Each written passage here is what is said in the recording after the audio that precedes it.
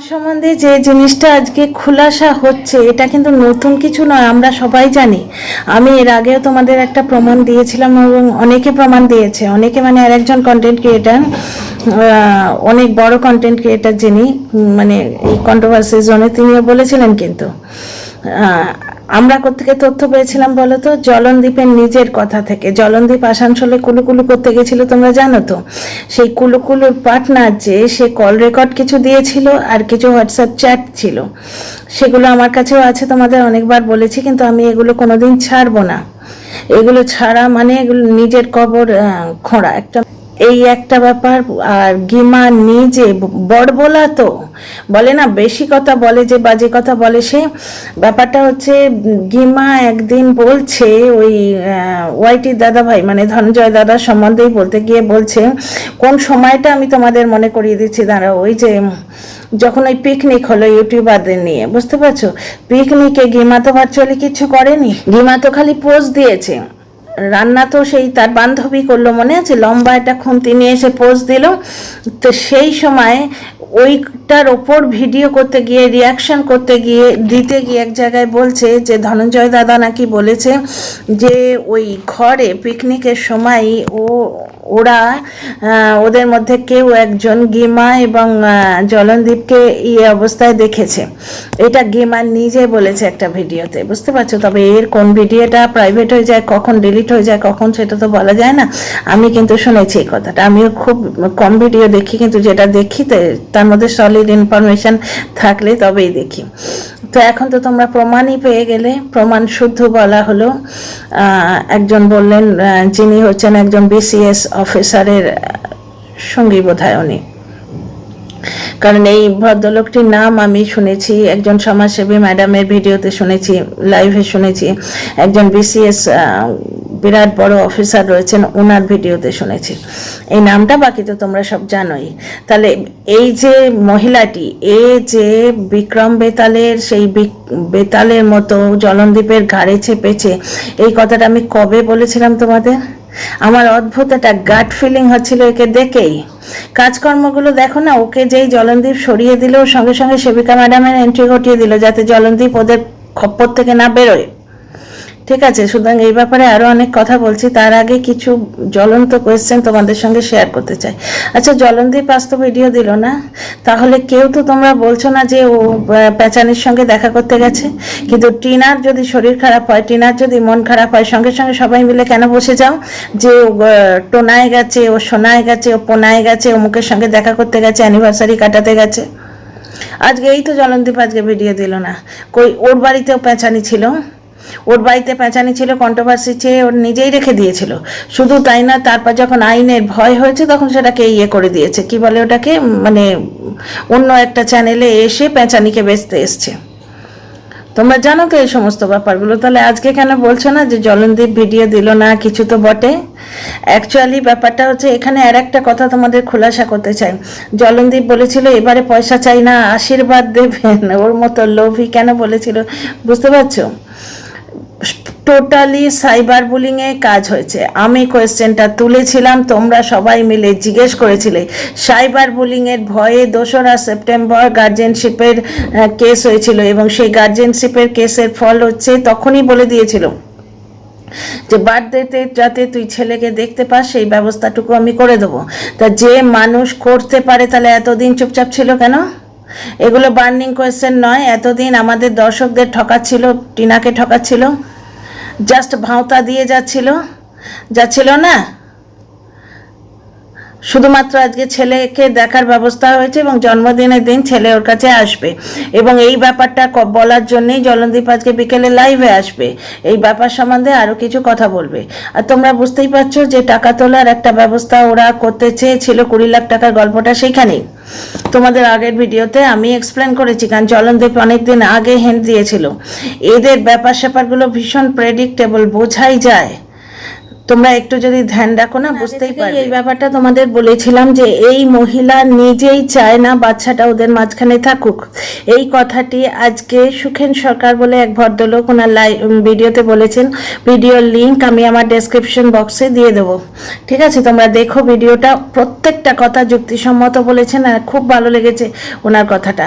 হ্যাঁ, জলনদীপের বাবা মার সম্বন্ধে যেটুকু বলেছেন ওটা খটকা লেগেছে, কিন্তু ওই জায়গাটায় ওনার কোনো দোষ নেই, কারণ উনি এক রাত ওই বাড়িতে ছিলেন, ওদের সঙ্গে মিশে বয়স্ক মানুষদের যদি এক রাত দেখো তোমরা সামনাসামনি, দেখলে তোমাদের ওই রকমই মনে হবে। স্বাভাবিক তো? ভেতরের কারখানা যদি তোমরা না জানো তাহলে তোমাদের প্রথম দর্শনে দেখে খারাপ তো লাগবেই না, ঠিক আছে? এই ব্যাপারে আমি নেক্সট ভিডিওয়ে আসবো, বেশ কিছু কথা বলার আছে। আপাতত এই ভিডিওটা সম্বন্ধে কথা বলি। তাহলে দেখো, মানুষের কথা থেকে তার মানসিকতা পরিষ্কার হয়। আমি তোমাদের এর আগে কি বলিনি? দেখো, আজকে এই মহিলা ভিডিওতে বলল যে বাচ্চাটা টিনা নেবে না, কারণ ওদের মেলামেশা করতে, তোমরা জিনিসটা বুঝতেই পারছো, আমি ভদ্রভাবে বলছি, ওদের মেলামেশা করতে, ওর এবং ওর অ্যালেজড বয়ফ্রেন্ডের মেলামেশা করতে অসুবিধে হয়। অসুবিধাটা কার হয় তাহলে? এগুলো সব আবৃত্তি। অসুবিধাটা কার হয়? অসুবিধাটা যখন জ্বলন এবং একসঙ্গে থাকে ওদের হয়। কারণ জ্বলনের বাড়িতে যখন খাট দিতে এসছিল, প্রথমে জ্বলনের বাড়িতে খাট দিতে এসছিল আপুদের দয়ায়, বুঝতে পারছো? সেই খাট যখন দিতে এসেছিল, খাটের মধ্যে যেভাবে আজশোয়াভাবে থাম্বনেল দিয়েছিল ওগুলো প্রচণ্ড অশোভন। একটা বিবাহিত মহিলা একটা অন্য বাড়িতে গেছে, সেখানে তার সোফা অবধি, ঠিক আছে, সোফায় বসে আছি, তার গতিবিধি সোফা অবধি থাকা উচিত, সোফায় বসে আছি এই অবধি, ঠিক আছে, খাটে আজশোয়া হয়ে মানে থাম্বনেল দেওয়াটা খুবই আমার অশোভন লেগেছিল। আর সম্পর্কের কথা ও নিজেই কিন্তু কায়দা করে স্বীকার করেছিল। অ্যাকচুয়ালি গিমা কোনো মতেই টিনাকে মানে সংসারে আসতে দিতে চায় না, এর আগে বারবার বলেছে, শ্বশুর বাড়ি আসবে, আয় না দেখি, দরজায় আমি দাঁড়িয়ে আছি, ঢুকতে দেবো না, হেন তেন। তখনও আমি ভিডিও করেছিলাম যে who the hell are you, তুমি বলার কে? স্বামীর কাছে স্ত্রী যদি ফিরে আসে সেখানে তুমি কে? টিনা যদি কোনো কারণে শ্বশুরবাড়ি এমনিই আসে, এসে ওর হয়তো কোনো কিছু করার আছে, দেখার আছে, মানে জিনিসপত্র নেওয়ার আছে বা দেখার আছে, তখন বলছিলাম, এখন নাও ইট ইজ টু লেট, তখন বলছিলাম, তখন যদি কিছু করার থাকে বা বাচ্চাটাকে দেখতে আসে, গিমা একবারে ফোঁস করছে, আসতে দেব না, who the hell are you, তুমি বলার কে? প্রথম থেকেই গেমার এই আপত্তিটাতেই আমার সন্দেহ হতো। তারপর তো নিজেই বলে দিয়েছে, বড় বলা মানুষ, বলি না বেশি কথা বলে, যে বাজে কথা বলে সে কোনো দিনই জলনদীপকে এরা ছেড়ে যাবে না। এই কথাগুলো অ্যাকচুয়ালি ক্লিশে হয়ে গেছে বলে বলে আমার প্রথম দিকের ভিডিওগুলো কিন্তু এই টপিকের ওপরই। কোনো দিনই জলনদীপকে ছেড়ে যাবে না। জলনদীপ এবং টিনা এরা হচ্ছে দুধেল গাই। টিনার কেসও চলতেই থাকবে আর জলনদীপের কেসও চলতেই থাকবে। এরা খালি দুইবে আর পয়সা নেবে, দুইবে আর খাবে, বুঝতে পারছো? এরা হচ্ছে দুধেল গাই, এদের কেস হচ্ছে নেভার এন্ডিং কেস। ওই জন্য বারবার বলেছি তোমরা মুখোমুখি বসে ব্যাপারটা সলভ করো। কিন্তু জলনদীপের মধ্যে সেই অ্যাটিটিউডটাই নেই, কম্প্রোমাইজিং অ্যাটিটিউডটাই নেই। প্রচণ্ড একটা স্বার্থপর অ্যাটিটিউড আছে এবং তাতে হাওয়া দিচ্ছে এই মহিলা, বুঝতে পারছো? ও খালি নিজের প্রয়োজন, নিজের চিন্তাধারার বাইরে ও বেরোতে চায় না। এখন যে ফেঁসেছে সেটা ওই আসানসোল বালির কল রেকর্ডে তোমরা শোনোনি? আমি ভয়ঙ্করভাবে ফেঁসে আছি, আমাকে কেস দিয়ে ফাঁসিয়ে রেখেছে, জলনদীপের গলাতেই তো তোমরা শুনেছো। শোনো, জলনদীপ কড লাইন নিতে গেছে।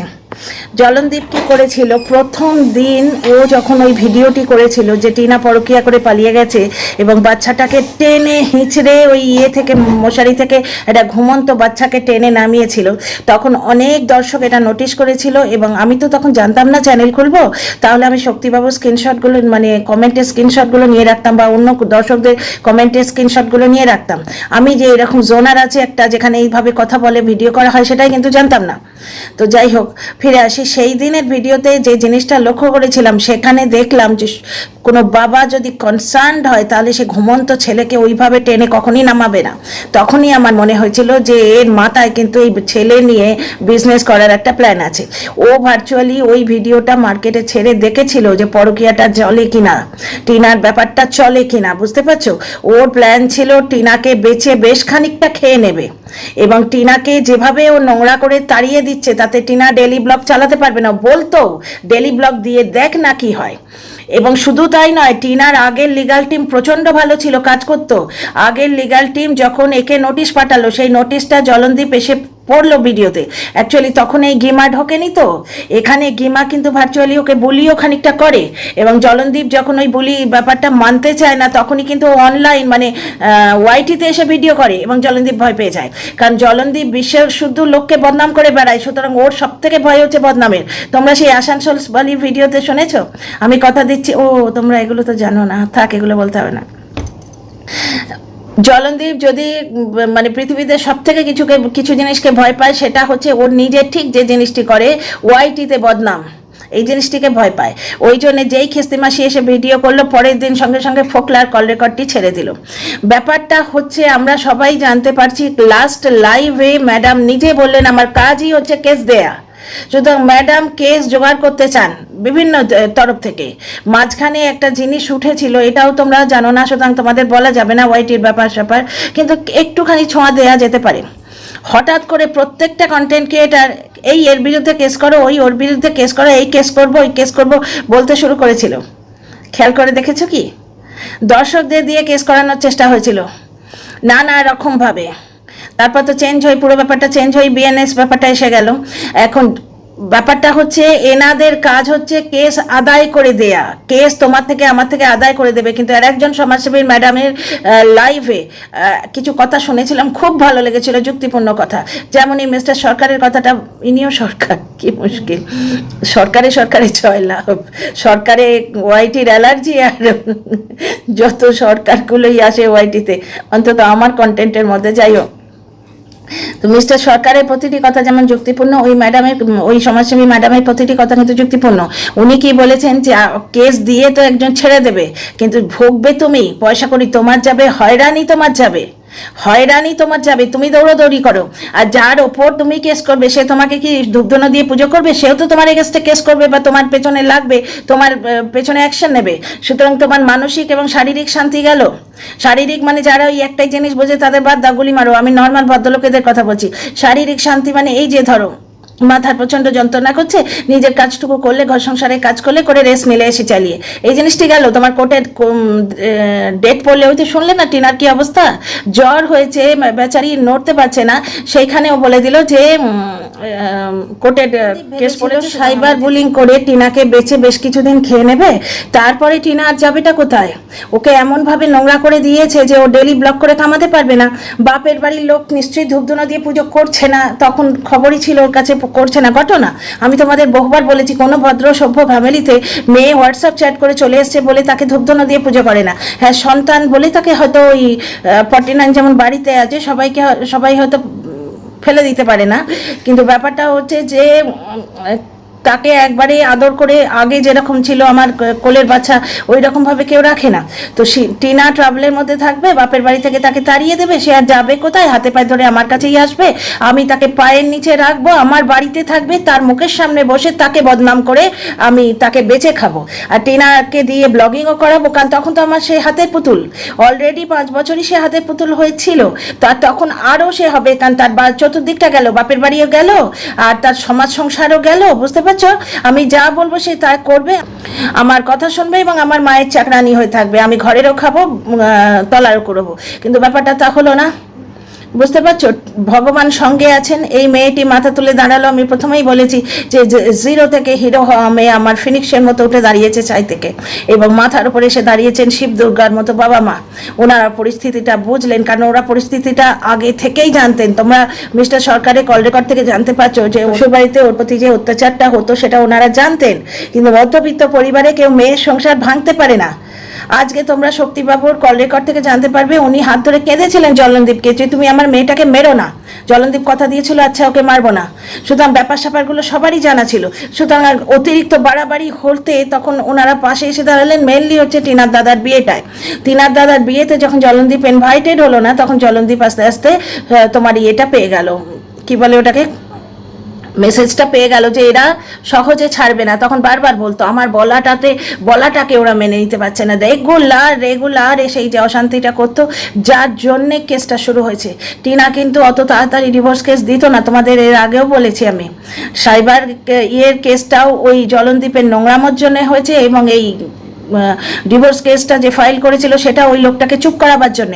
কারণ যখন দর্শকরা বলছে যে হয়ে গেছে দ্যাট চ্যাপ্টার ইজ ক্লোজড, তুমি নর্মালি ভিডিও করো, তখন ও জলনদীপ কি বলতো, না বলবো না কেন, এখনো কি ডিভোর্স হয়েছে, ও তো যে কোনো দিন আমার এখানে চলে আসবে, ওই মেয়ে নিয়ে আমি কি করে ঘর সংসার করবো। খুব খারাপ লেগেছিল কথাগুলো, আমার এখন মুখস্থর মতো মনে আছে। চড়াই পাখির মতো ফুরুত ফুরুত করে এখানে ওখানে উড়ে বেড়াচ্ছে, যেখানে সেখানে শুয়ে পড়ছে মানে কি বন্ধুর বাড়িতে এক রাত কাটিয়েছে।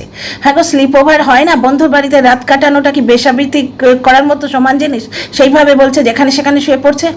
তো যাই হোক, জলনদীপ যখন এই জিনিসটি শুরু করেছিল তখনই ওর মেন্টালিটি বোঝা গেছিল, ও বেঁচে খাবে এই প্ল্যানটি করে নিয়েছিল, বুঝতে পারছো। তারপর তোমরা এই ভাইয়ের মানে মিস্টার সরকারের ভিডিও থেকে তোমরা জানতেই পারবে যে এখানে কি কি বলা হচ্ছে। কোথাও তো বলা হচ্ছে জলনদীপের বউ আছে, এবং ঘটনা হচ্ছে এখানে জলনদীপরাও জানে যে ও এই অবস্থায় যদি বিয়ে করে তাকে পুলিশে তুলে নিয়ে যাবে। আর মেন কথা হচ্ছে জলনদীপের মায়ের কেসটাও তো মুশকিলের ব্যাপার। মিস্টার সরকার একটি অত্যন্ত ভালো লোক বোঝা গেল, এবং মানে মিস্টার সরকার মানে মিস্টার সুখেন সরকারের কথা বলছি, অত্যন্ত ভালো লোক বোঝা গেল ওনার কথাবার্তা থেকে। উনি আজকের ভিডিওটা তো খুবই ভালো লেগেছে। এবার ব্যাপারটা হচ্ছে যে জলনদীপের মায়ের ব্যাপারটা তোমরা বুঝলে না, যতক্ষণ না ডিভোর্স হচ্ছে ততক্ষণ জলনদীপের বিয়ে দেবে না। কারণ বউ কি আর এখানে এসে থাকবে? বউ যদি ওখানে গিয়ে না থাকে, জলনদীপের মায়ের তো টাই কি এসে যায়, ঘরের কাজগুলো কে করবে? বউকে বাড়িতে বেশ চাকরানির মতো পিসিং না করতে পারলে ওর তো কোনো মজা নেই, বুঝতে পারছো। জলনদীপের মা কিন্তু অত ইজি জিনিস নয়, ওকে নিয়ে আলাদা আসছি। ব্যাপারটা হচ্ছে জলনদীপের মায়ের তো সোনা সোহাগা হয়েছে, কারণ এই যে ঘুরে বেড়ানোগুলো, এদিক ওদিক ঘুরে বেড়ানোগুলো তোমরা দেখছো। আজকে টিনা বাড়ি থাকলে সে যেত, কিন্তু বাবা মা যেত না। এর আগেও তোমরা দেখেছো টিনা যখন ছিল, টিনা খেতে যাওয়া বলো, কোনো স্পন্সর্ড যে ডিনার গুলো, স্পন্সর্ড ডিনার বা লাঞ্চ বাইরে থেকে কেউ যদি দেয়, মানে কোনো দর্শক যদি স্পন্সর করেন, তাহলে সেখানে টিনা জলনদীপ যেত। খেতে যাওয়াতে, কোথাও ট্যুরে যাওয়ায় জলদীপ তার বউকে নিয়ে যেত, কারণ বউ বিক্রি হয় বাবা মার থেকে বেশি, বুড়ো বাবা মার থেকে বউ বেশি বিক্রি হয়, আর জলনদীপের বিকাও জিনিস লাগে। এবার জলনদীপের এই বিক্রি করার মেন্টালিটি অ্যাট্রাক্ট করেছে কেস দেয়া পাবলিকদের, বুঝতে পারছো। এবার জলনদীপের কাছে আপুদের টাকা আছে, সেই টাকার সোর্সটা তোমরা জানো, এসছে সমস্ত গিমারি থ্রু দিয়ে। সুতরাং জলনদীপের অ্যাকাউন্টে এক্স্যাক্টলি কতটা টাকা আছে সেটা ওরা আন্দাজ করতে পারে, কতটা টাকা, এগুলো সব শোনা কথা, ওয়াইটিতে শুনেছি তাই বলছি। কতটা টাকা কি বৃত্তান্ত, এগুলো তোমার খানিকটা আঁচ পাওয়াই যায় তোমার ভিউজ থেকে, থেকে। সুতরাং মালদার পার্টি দেখেছে, তাকে কখনো ছাড়ে, বুঝতে পারছো। এই কেস সেই কেস, ওই কেস করে উলছে রাখবে, নিজেরা হাজারটা কেস দেবে এবং উকিলরা লাভবান হবে। হচ্ছে ঠিক তাই। তা ভাই, একটা কথা বলি, তোমার যদি মানে আমি জলনদীপকে উদ্দেশ্য করে বলছি, তোমার যদি এই জিনিসটারই দরকার ছিল, এই যে ভদ্রলোক যেটি বলছেন গেমার সাথে যে রিলেশনটার কথা বলা হচ্ছে, তোমার তো এই জিনিসটারই দরকার, তাহলে কচি বউটা কি দোষ করেছিল ভাই? আমার এই রকেট সায়েন্সটা তো মাথায় ঢুকছে না। তো যাই হোক, গিমা যে আস্তে পৃষ্ঠে অ্যানাকোন্ডার মতো জলনদীপকে জড়িয়ে আছে, আমি কিন্তু আজ থেকে 7-8 মাস আগেরই বলে দিয়েছিলাম। আস্তে আস্তে তোমরা প্রমাণ পাচ্ছ, সত্য এইভাবেই অনাবৃত হয়, সত্য কখনো চাপা থাকে না। See you in the next video.